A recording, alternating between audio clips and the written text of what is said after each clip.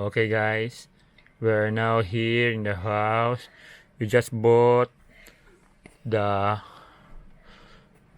sliotar. Okay, we will unbox it. And Three. we don't know what's is inside. So, what's your no? My bet is it's gonna be this one. This one. I bet it's going to be the rainbow. The rainbow And there's also rare, guys. Oh yeah, the rare. And this ultra rare. I'm thinking it's supposed to be. I want it to be this one. the ultra rare. Yes. And Can we open now? and for me, my bet is this one. Okay. Can we open now? Yes, we can open now. But I will open it so I can see. Okay. Down. Me. Okay. No. You can open it and I'll open the wrapper. Yan lang.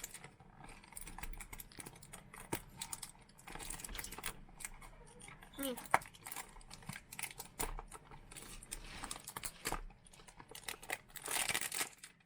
Okay. Down. I cannot see. Okay. How do we open this? Wait. Hey! Don't look at it. Okay. There's a Don't tape. break it. There's a tape. Wait. I'm good with it. I've removed tape before. Move. There. Right.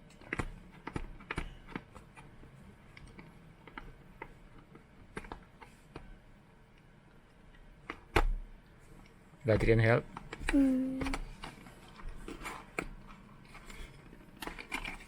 Okay. Close your eyes, everybody.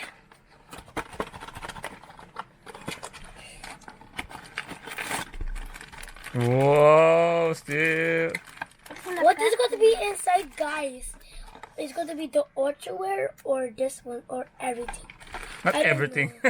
Oh, it's only one. Yeah, just only. And 3, 2, 1. Wow! Robert John was right. He picked this one. Rainbow. But it would be more better if we had it this one. Yeah. We could sell it. The ultra rare. Okay. So it can be put in the The bag. bag. It can be like this, like the real Slater. Let's letter I. Oh, guys. Oh, okay.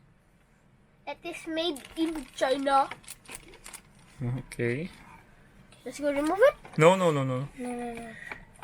When Roval opened it, he was like, "There's the rainbow." No, because I see a blue one. I thought it's going to be the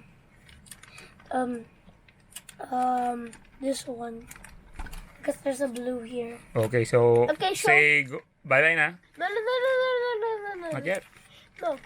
I'll show you what Roval John saw when he opened it.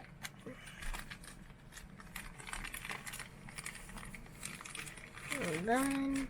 He did like that, and then he immediately saw the blue, and then he did like that. Rainbow.